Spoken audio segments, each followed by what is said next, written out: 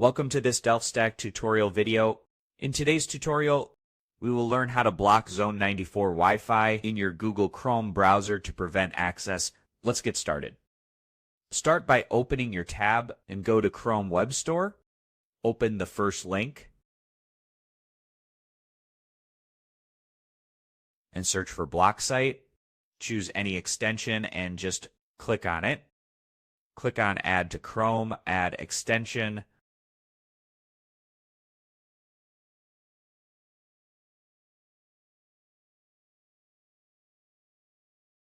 Close this, go to your extension and click on Block Site.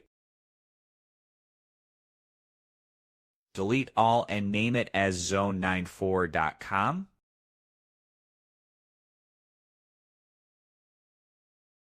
Click on OK. As you can see, the Zone94 is successfully blocked. Thanks for watching, and don't forget to check our next DelftStack tutorial videos.